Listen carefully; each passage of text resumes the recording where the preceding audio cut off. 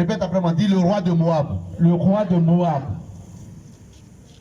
Le roi de Moab, voyant qu'il avait le dessus, dans le combat, prit avec lui 700 hommes, tirant l'épée pour se frayer un passage jusqu'au roi d'Édom, mais il ne put pas. Alors il prit son fils, son premier-né, qui devait régner à sa place, et il l'offrit en sacrifice sur la muraille. Et une grande indignation s'empara d'Israël, qui s'éloigna du roi de Moab et retourna dans son pays. Dis Amen. Amen. Ton Amen est un Amen de quelqu'un qui n'est pas encore bien transformé. Amen.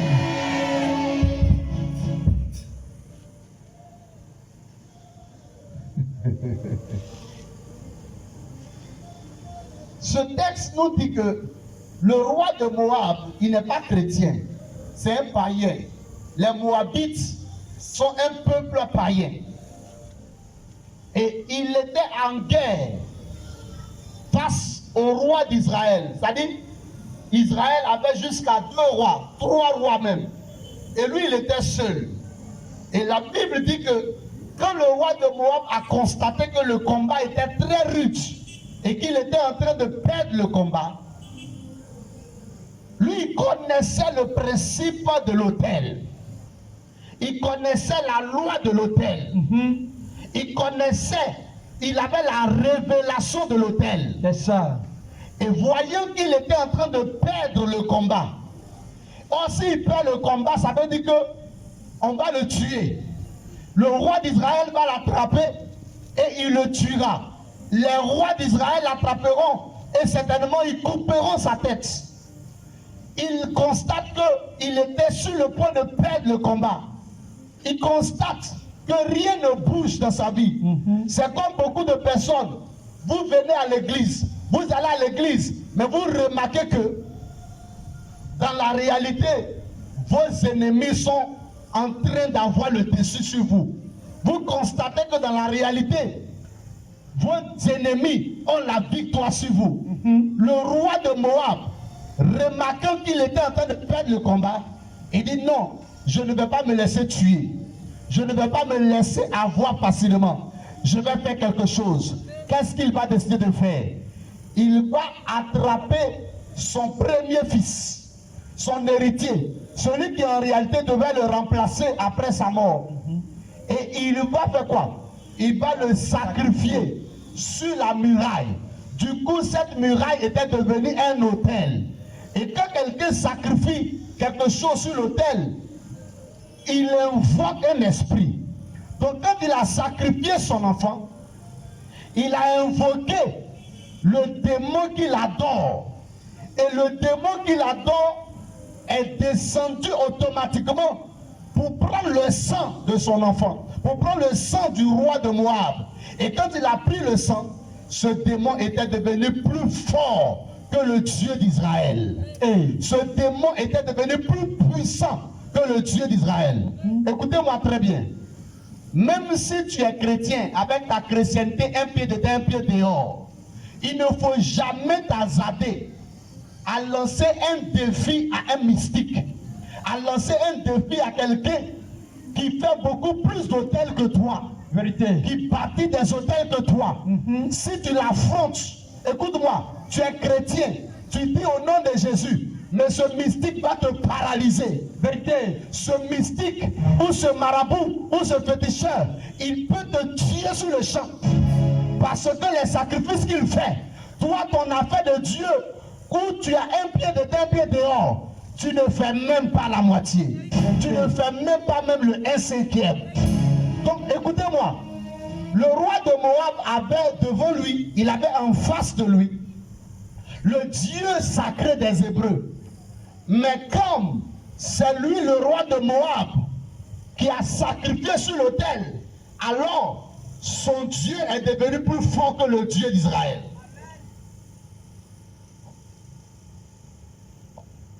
Pourquoi le roi de Moab était en train de perdre le combat?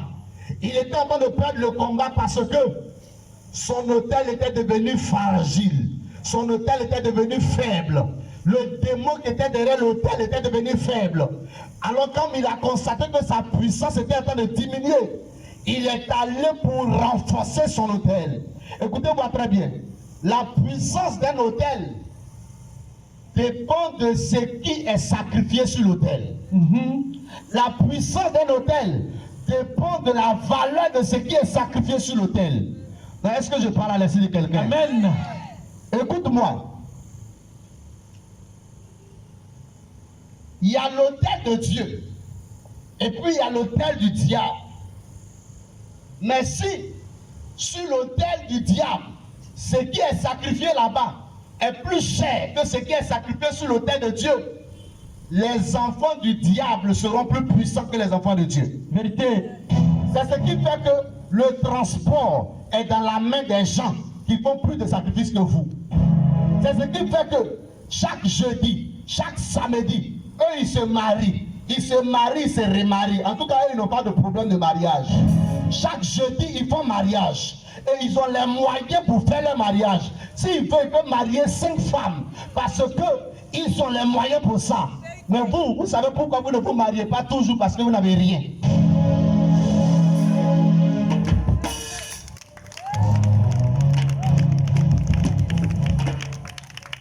Pourquoi ils se marient beaucoup? Parce qu'ils ont les moyens. Vérité. Pourquoi ils se marient beaucoup? Ils n'ont pas de problème de mariage. C'est vous pour faire petit mariage, tu as oublié de faire 40 jours de jeûne. Tu as oublié de prier jusqu'à toi-même toutes tes os sortent. Pour avoir petit mariage. Écoute-moi, ce n'est pas une affaire de prière. Ce n'est pas une affaire de jeûne et prière. Je n'ai pas dit que le jeûne et la prière ne sont pas bons. Mais je suis en train de te parler d'une affaire d'autel. Amen. Et qu'est-ce que tu sacrifies sur ton autel? Ça. Le roi de Moab, il n'avait pas le plus grand Dieu. Il avait un Dieu. C'était le Dieu Moloch. C'était le Dieu Astaté. Et ce Dieu-là, il était devenu faible. Voilà pourquoi les rois d'Israël étaient en train d'avoir le dessus sur les rois de Moab. Mais comme il a compris, comme il connaît le principe, écoute-moi. Même chez Dieu, la façon dont le diable fonctionne, c'est comme ça que Dieu fonctionne. Même chez Dieu, quand tu remarques que la puissance commence à diminuer, c'est que Dieu veut te dire, il faut retourner renouveler l'autel. Non, tu ne m'as pas compris. Tu n'as pas compris, tu n'as pas compris. Quand tu rentres dans l'alliance d'un père, les premiers instants où tu rentres dans l'alliance fonctionne puissamment. Tes prières sont exaucées rapidement et vite. Mais arrivé à un certain moment, tu vas remarquer que l'alliance commence à devenir flequée. L'alliance commence à ne plus être puissante. C'est que Dieu est en train de te parler. Dieu est en train de dire que ton alliance avec ton père spirituel là est devenue faible. Donc tu dois retourner pour renforcer. Amen. Pour renforcer l'autel.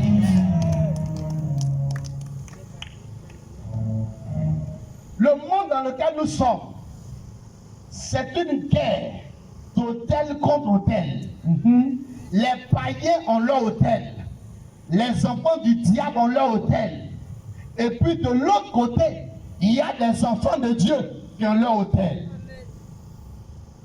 Maintenant, le problème, ce n'est pas qui invoque ou qui prie quel esprit ou quel Dieu, mais c'est qu'est-ce que chacun sacrifie sur son autel.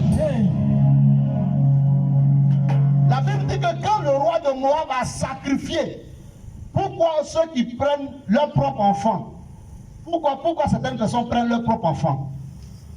Il y a des autels, quand on veut les adorer, on prend le sang d'un étranger. Dans certains villages baoulés, et même certains villages à Caen, quand on veut sacrifier sur l'autel, on prend le sang des étrangers. Est-ce que je parle à l'esprit de quelqu'un? Amen. Mais le sang d'un étranger, il est puissant, mais il ne peut pas être égal au sang de ton propre fils.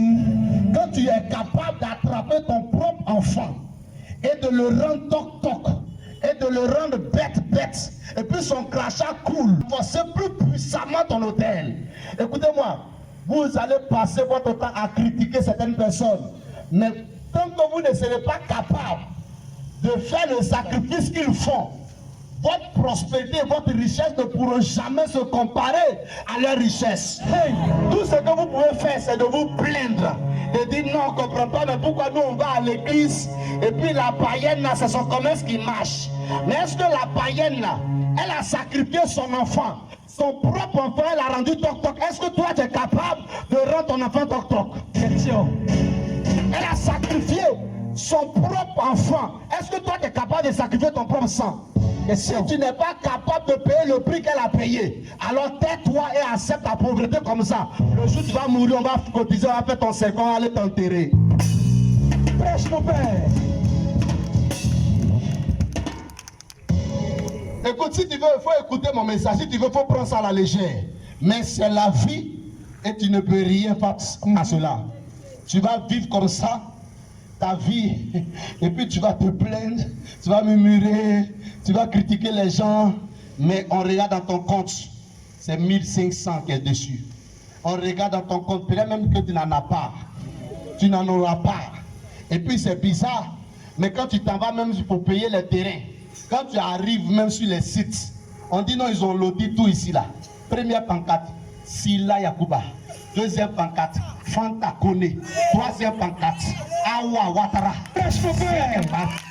C'est-à-dire tu peux compter 15 pancartes, tu ne vois que les autres qui sont prêts à partir des hôtels qui parlent en leur faveur. Mais quand ils regardent les chrétiens, il y a combien de gens leur nom sur pancarte? Feuille. Ceux qui règnent dans ce monde, ceux qui dominent dans ce monde, sont ceux qui bâtissent des hôtels. Amen. Et qui bâtissent quoi sur leur hôtel? Ce qui a de la valeur. Si tu n'es pas prêt à bâtir quoi que ce soit sur ton hôtel, tais-toi, accepte ta pauvreté comme ça. Tu dors dans la maison 1500. Et puis bon, tu manges une fois par jour, tu fais mort subite et puis bon, au revoir. Ça, c'est... Je vais dire à quelqu'un, voilà pourquoi, dans le monde de la sorcellerie, c'est le même principe. Vous avez, peut-être que vous n'avez jamais appris, mais moi, chez moi, j'ai appris qu'il y a une grand-mère. Tout le monde sait qu'elle a 95 ans. Elle est devenue vieille. Tout le monde sait que c'est elle la sorcière qui mange tout le monde. Elle a tué le tonton qui était le DG de la Sodeci. Après, elle a tué le jeune Gaspard qui a eu son bac plus 4. Bientôt, il devait travailler. Et puis, c'est le jour même, on devait prendre son rappel là. Il est mort. C'est elle qui a tué Modoudou qui était enceinte. Quand elle devait accoucher là, elle est morte avec l'enfant dans son ventre, elle est morte avec ça. Mais cette vieille mémé là, on apprend qu'elle est gravement malade. Tout le monde est en train de prier et elle n'a qu'à mourir. On est trop fatigué. On est trop fatigué, elle n'a qu'à mourir, même on sera un peu en paix. Jusqu'à, on apprend, on dit non, elle est convalescente. On dit ça va pas, ça va pas. Non, cette fois-ci, elle va mourir. Cette fois-ci là, non, il n'est pas parti. À la grande surprise générale de tout le monde, tout à coup brusquement, un coup. Il y a un jeune dans la famille qui vient, le jeune est très intelligent. Tout le monde sait que le jeune il a de l'avenir. Il ne tombe pas malade, on ne sait pas ce qui arrive. On dit non, il est allé tout près là, en venant sur la moto, il a fait tonneau, son cou est cassé, il est mort. Quand ce jeune meurt, 3 jours après, la vieille qui avait 95 ans, qui devait mourir là, elle est guérie. Elle est relevée. Elle ne meurt plus. Et souvent, elle peut vivre encore longtemps avant même que, c'est-à-dire pendant que les jeunes même sont en train de mourir partout. Tu ne comprends pas. Qu'est-ce qui s'est passé? La vieille là a pris le jeune. Elle a pris le jeune. Et dans le monde de la sorcellerie, voilà comment ça fonctionne. Ils prennent un mouton, ils prennent un poulet, ils prennent quelque chose, un animal, quelque chose. Et spirituellement, ils transforment le jeune homme dans ce mouton. Donc pendant qu'elle est en train de sacrifier ce mouton, elle est en train d'égorger ce mouton pour verser son sang sur l'autel démoniaque de la sorcellerie. C'est comme si c'était le jeune qu'elle était en train d'égorger. Donc juste après la mort de ce jeune homme qui a remplacé, c'est-à-dire jusqu'à après d'avoir égorgé ce mouton ou ce poulet, qui a remplacé en réalité, qui a substitué, qui a été substitué, si tu ne comprends pas français, qui a été remplacé par ce jeune homme. Dès qu'elle égorge le poulet, le jeune homme est égorgé là-bas. Et elle invoque l'esprit démoniaque, elle invoque l'esprit de sorcellerie qui descend et qui vient prendre le sang du jeune homme. Et quand l'esprit prend le sang du jeune homme, alors l'esprit augmente la longévité de la grand-mère sorcière. Hey.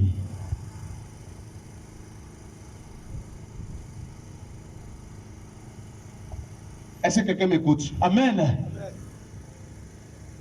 Il y a des familles. Écoute-moi, tout ira bien chez toi jusqu'au jour où quelqu'un va venir se présenter à la maison pour dire j'aime votre fille là, je veux faire du sérieux avec elle.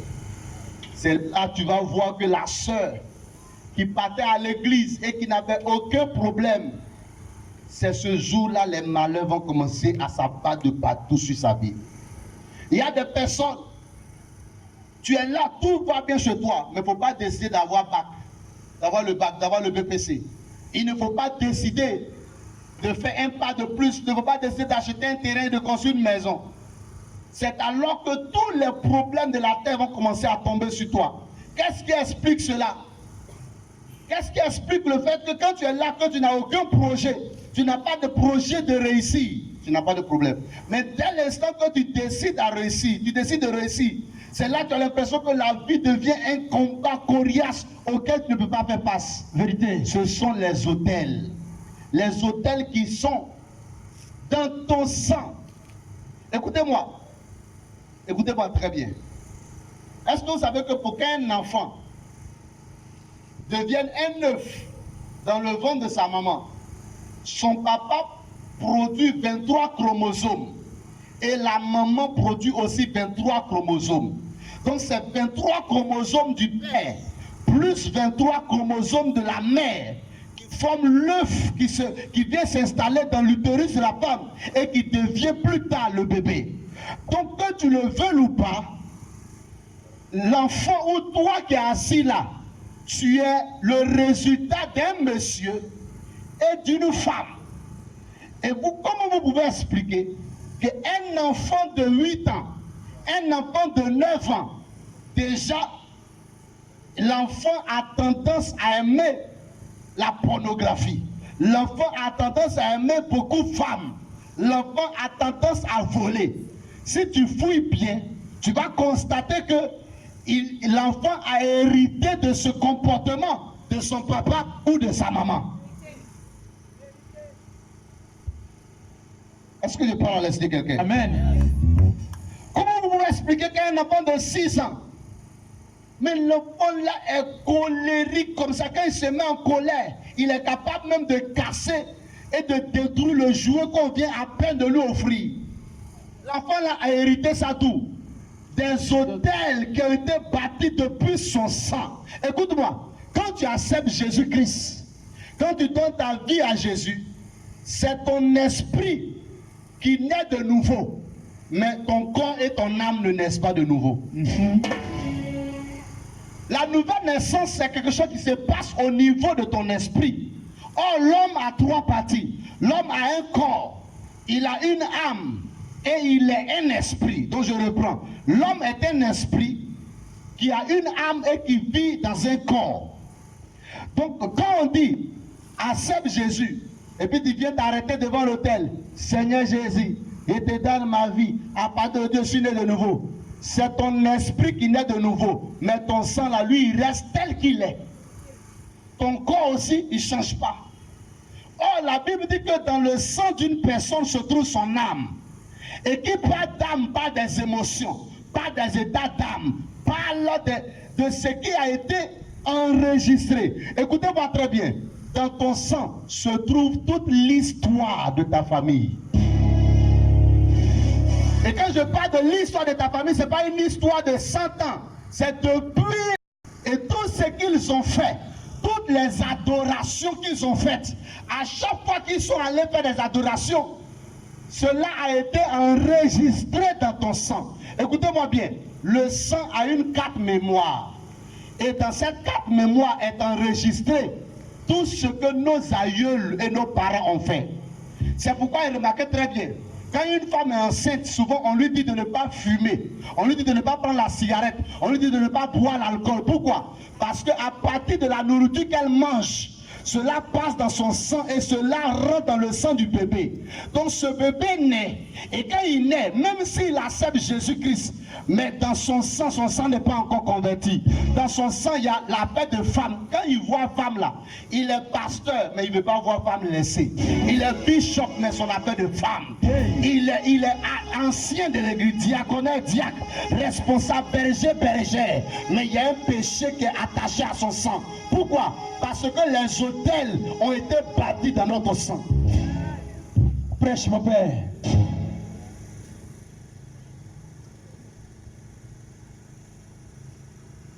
Lorsqu'on parle de sang, on parle de gène. Et lorsqu'on parle de gène, on parle de notre comportement, notre attitude. Écoutez-moi. Comment tu expliques que ton papa avait de la calvitie, c'est-à-dire ici, là, ça s'enlève. Mais tu deviens aussi même enfant de Dieu, jusqu'à même tu deviens pasteur. Mais toi aussi, arrivé à un certain âge, tu constates que ici, là aussi, la calvitie commence à venir. Tu vois que tu as accepté Jésus dans ton esprit, mais ton sang là, ton sang a enregistré la calvitie. Et il est obligé de reproduire ça. Wow. Vous n'avez pas remarqué qu'il y a des gens qui les évangélisent jusqu'à ce qu'ils ne se donnent pas à Dieu. Parce que dans son sang, dans l'histoire de son sang, ce que son sang a enregistré dans sa mémoire, c'est que dans leur famille, on n'accepte pas Jésus. Dans leur famille, là, si c'est fétiche, là, tout le monde peut partir facilement. Dans leur famille, si c'est des bêtises pour aller danser dans maquis, on peut aller facilement. Parce que tu vas bien fouiller. Il y a une grand-mère qui était ivrogne. Il y a un grand-père qui était alcoolique. Donc là où on parle de maquis, on parle de danse, il aime ça, et puis c'est ça à l'aise. Là même, tu ne souffres pas derrière lui pour l'évangéliser. Lui-même, il dit, je viens, il ne faut même pas te fatiguer, j'arrive. Mais quand tu commences à parler de Dieu, tu commences à parler de salut, tu commences à parler de conversion, il n'a qu'à arrêter de voler, il n'a qu'à arrêter il n'a qu'à changer de vie. Il dit non, non, non, ça là, c'est trop compliqué. Pourquoi? Parce que dans le sang de ses parents, ce qui a été enregistré dedans, il n'y a pas de conversion dedans. Donc il faut vraiment la grâce de Dieu. Je déclare que l'Éternel te fasse grâce au nom de Jésus. Amen. Je dis, je déclare que là où tes parents, eux tous ont adoré le diable, ils ont bâti des hôtels pour Satan seulement. Qu'à partir de toi, tu commences à bâtir des hôtels pour Yahweh. Amen. Si tu me dis Amen, tu vas commencer à bâtir des hôtels pour Yahweh. Amen.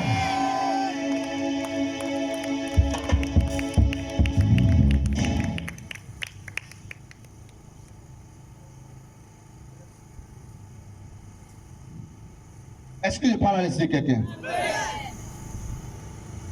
Lorsque tu évangélises quelqu'un jusqu'à ce qu'il ne t'écoute pas, commence à attaquer les hôtels qui sont dans son sang. Tous les hôtels qui se trouvent dans son sang, qui ont été enregistrés dans la mémoire de son âme, dans la mémoire de son sang. Écoute-moi, quand une femme est enceinte, si tu voles, ton enfant, quand tu l'accouches, c'est un voleur. C'est clair. Même contre lui-même son propre gré, c'est-à-dire lui-même là, il n'a pas envie de voler, mais le sang qui en lui, lui dit, faut voler. Il va voler. Vous ne remarquez pas que souvent, malgré tous les messages qu'on vous prêche à l'église, mais vous avez des tendances tordues. Tu es là, tu ne comprends pas, mais tu as envie de regarder les films porno. C'est ça même. Tu es là, tu ne comprends pas, mais tu as envie de te masturber. C'est ça. Tu es là, tu ne comprends pas, mais tu as envie de ne pas aller à l'église. Quand tu dis à quelqu'un, mais pourquoi tu t'es donné à Jésus, mais il y a des jours, ça te prend comme ça, tu n'as pas envie d'aller à l'église. C'est ça. Si tu lui demandes, lui, il va te dire, je ne sais pas pourquoi. Mais c'est qu'assurément, quand il me réveille souvent là, je ne suis pas de bonne humeur, je n'ai pas envie d'aller à l'église. C'est le sang de son grand-père, de son papa qui est en lui là. Écoute-moi, quand tu acceptes Jésus, ton esprit est converti, mais ton sang là, il reste même chose. Donc si tu veux que ton sang change, il y a un combat que tu dois mener.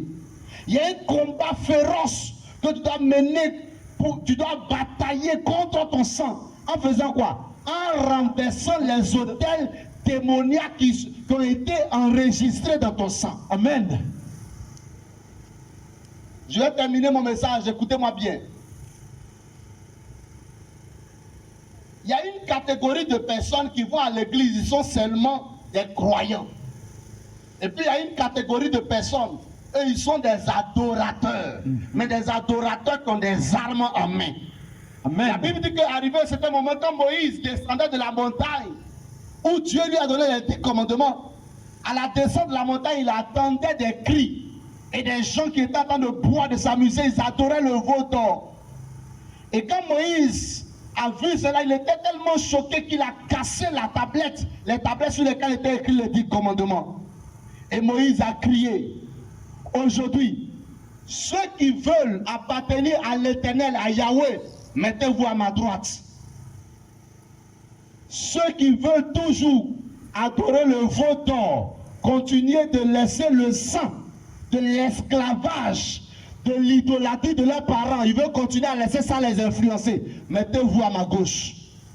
Et la Bible dit que ce jour-là, les Lévites, il faut dire les Lévites. Les Lévites, ce sont ceux qui sont les descendants de Lévi. Les Lévites, ce sont ceux qui aidaient le sacrificateur Aaron et Moïse à adorer et à faire le service dans la tente d'assignation dans le tabernacle. Et la Bible dit que les Lévites qui étaient armés, il faut dire les Lévites qui étaient armés. Les Lévites qui étaient armés. Les Lévites qui étaient armés, ça veut dire qu'ils étaient Lévites, ils servaient dans le temple, ils étaient descendants de la famille de Moïse, mais ils avaient tous des armes. Ils se sont mis à droite de Moïse. Et ce jour-là, Moïse a demandé que les Lévites, qui sont les adorateurs armés, ont pris l'épée, qui est le symbole de l'épée du Saint-Esprit, qui est la parole de Dieu. Et ils ont pris l'épée pour tuer et décapiter tous les charnels et les adorateurs de veau d'or. Donc il y a deux catégories de chrétiens. Il y a ceux-là qui croient juste en Dieu, mais ils n'ont pas d'épée et ils ne combattent pas contre la chair et contre le sang. Et il y a un autre côté, ceux-là qui sont des Lévites, qui sont des adorateurs, mais qui ont l'épée de la parole en main. Et pendant qu'ils sont en train d'adorer Dieu, mais ils sont aussi constamment dans un combat spirituel, un combat contre les œufs de la chair. Écoute-moi très bien, il n'y a pas un niveau de chrétienté où quand tu arrives, tu ne peux plus descendre. Si tu arrêtes de combattre, si tu arrêtes de mener la guerre spirituelle, la chair va te rattraper. Les démons qui sont dans ton sang, les liens ancestraux, les autels qui sont dans ton sang, vont toujours te faire rétrograder. Voilà pourquoi tu nous fatigues à l'église. Malgré tous les messages, malgré toutes les délivrances, malgré tout l'onction, on fait le fire, on fait le take, on fait le recevoir, on vous met ensemble, on fait reçoit, vous tombez. Mais dès que tu te relèves, comme tu as laissé l'épée de la parole qui te permet d'être un adorateur qui est armé et qui combat contre les œuvres de la chair, tu retombes toujours dans la chair. Écoutez-moi, aujourd'hui la balle est dans ton camp. Choisis ton camp. Quel est le camp dans lequel tu vas appartenir? Est-ce que tu vas appartenir aux Lévites adorateurs armés qui combattent contre la chair et le sang? Et quand je parle de la chair et le sang, c'est pas le sang de quelqu'un d'autre. C'est pas quelqu'un qui vient à l'église qui ne fait que voir le péché des autres, mais lui-même il ne voit jamais ses propres péchés. Toi tu passes ton temps à ne voir que le péché des autres, le rêve des autres. Non, celle-là elle est comme ça. Lui là il s'habille comme ça. Pourquoi lui là même son jean là même ça le plat comme ça? Celle-là même là elle fait trop malin. Pourquoi lui là même elle est comme ça? Toi tu ne fais que combattre le sang et les autels qui sont dans le sang de tes frères et tes soeurs. Pourtant toi-même tu as des combats dans ton intérieur. Tu vas à l'église. Tout le monde, quand on te voit, tu es assis là parmi nous. Pourtant, quand tu te retrouves seul, tu ne peux pas t'empêcher de te masturber. Tu vas à l'église. Tout le monde te voit comme un saint. Mais quand tu te retrouves seul, tu ne peux pas t'empêcher de voler. Tout le monde te voit aller à l'église, mais ce sont les autels qui sont dans ton sang qu'il faut prendre l'épée de la parole et commencer à combattre. Écoutez-moi, même moi-même qui suis en train de prêcher ici, je n'ai pas arrêté de combattre. Je continue chaque jour de mener le combat spirituel contre la chair, contre le sang de mon père. Si ton père a été polygame, quelqu'un qui a marié 3 femmes, écoute-moi, même si tu es à l'église, tu es converti, mais souvent, tu ne seras jamais satisfait par une seule femme. Parce que ça, là, ça est dans ton sang. Dis tout, mon père. Ta femme peut être belle, soumise, toute condition que tu veux, là, elle peut remplir. Mais tu vas faire face à un combat que tu dois mener tout le temps jusqu'à ce que tu remportes la victoire. Amen. Je dis à quelqu'un après ce message, tu vas attraper l'épée de la parole. Tu ne seras pas un simple croyant qui va à l'église et qui croit en Dieu. Mais tu seras un adorateur et un combattant. Amen. Tu prendras l'épée de la parole pour combattre les désirs et les autels qui sont dans ton sang. Si tu te tiens debout, tu me dois le meilleur d'Amen, reçois ma délivrance. Je reçois. C'est ce qui explique que vous voyez des gens, ils croient en Dieu, ils aiment bien Dieu, mais il y a toujours des problèmes dans leur vie. Parce que les autels ont été bâtis depuis de nombreuses années dans ton sang. Écoutez-moi, un autel, c'est un lieu d'adoration. Et une adoration, c'est quoi? Une adoration, c'est aimer quelque chose avec passion. C'est vénérer quelque chose avec passion. Donc imagine-toi si ton grand-père, qui a son sang qui était dans ton papa, et de ton papa, le sang est venu en toi. Donc toutes ces histoires de fétiches que ton arrière-grand-père, ton arrière-grand-mère, ils étaient passionnés de ce fétiche. Il faut les voir attachés par une blanc, attachés par une rouge. Il faut les voir en train de danser autour de ça. Donc, tout ce qu'ils étaient en train de faire avec passion là, cela était enregistré dans quoi? Dans leur sang. Et c'est dans ce sang là ils ont accouché ton papa. Ton papa t'a accouché. Et puis toi-même tu as accouché tes enfants. Est-ce que je parle de quelqu'un? Amen. Est-ce que quelqu'un me suit? Amen. Je vais même aller plus loin. Même la pauvreté que tu vis, c'est une histoire qui est enregistrée dans ton sang. C'est les autels de pauvreté qui ont été enregistrés dans ton sang. Écoute-moi, quand quelqu'un dans ton sang, il a été enregistré la pauvreté, même si on te met dans une ville où on dit on ramasse l'argent par terre, toi tu ne peux jamais devenir riche. Vérité. Écoutez-moi très bien. La pauvreté est une affaire d'héritage, de transmission de père à fils. Toi, dans ta famille, personne n'a jamais acheté voiture. Tu penses que toi, tu vas te lever facilement comme ça, puis tu vas acheter voiture. C'est un hôtel qui va te réclamer. En fait, le rôle des hôtels, c'est de faire en sorte que personne ne vienne apporter quelque chose de différent dans la famille. C'est-à-dire que tout le monde doit répéter la même histoire. Oh non, non, tu ne m'as pas compris. Tu m'as pas compris. Amen. Le rôle des hôtels, c'est que si dans ta famille on ne se marie pas, ce n'est pas toi qui vas venir te marier. Donc les gardiens de l'hôtel et les hôtels, leur rôle, c'est de faire en sorte que ta vie ressemble à celle de ta mère et que celle de ta mère ressemble à celle de ta grand-mère. Celle de ta grand-mère ressemble à celle de ton arrière-grand-mère. Ça, c'est le rôle des hôtels. Ça. Le rôle des hôtels, c'est de faire en sorte que, de veiller en sorte que ta vie ressemble. Si tu es un homme, tu es un garçon, ta vie doit ressembler à celle de ton père. Et celle de ton père doit ressembler à celle de ton grand-père. Celle de ton grand-père doit ressembler à celle de ton arrière-grand-père. Jusqu'à. En fait, le rôle des hôtels, c'est de veiller à ce que tu ne sois pas capable d'amener une différence. Mais écoute-moi très bien. Je vais terminer mon message en te disant ceci. Le christianisme, c'est pourquoi arrêtez vos histoires de... Quand on est en train de faire un programme comme celui qu'on est en train de faire, tu vas entendre des gens dire, ah, moi je suis venu, hein, mais j'ai mon église. J'ai mon église. Donc moi, dès qu'on finit le programme là, je retourne dans mon église. Écoute-moi. Église. Une église n'a jamais sauvé quelqu'un, n'a jamais libéré quelqu'un. Amen. Donc le christianisme n'a rien à voir avec la religion. Le christianisme, ce n'est pas une affaire d'église. Moi je suis Séma, moi je suis Assemblée de Dieu. On dirait église là, ça aide quelqu'un. Moi je suis méthodiste. Moi, là, je suis mi-pat. Moi, je suis mi-RM. Nous, là, toute notre famille, là, nous, on est catholique. On va mourir on va mourir là-bas. Comme si l'église, là, ça sauve quelqu'un. Écoute-moi, Christ n'est pas... Un enseignement du prophète Élie Élisée de l'église baptiste glorieuse internationale, la cité de miséricorde, située à Yamoussoukro, quartier Sopim, en face du collège moderne 1, route Doumbé. Programme hebdomadaire, mardi 9h-13h, mardi voyance, 10 paroles prophétiques suivies de prières jusqu'à l'exaucement. Mercredi 9h-15h, consultation prophétique, 19h-20h, enseignement biblique. Vendredi 9h-13h, vendredi miracle, délivrance, guérison et miracle. Dimanche 8h-13h, culte de célébration. Téléphone 08 85 24 98 06 05 45 43.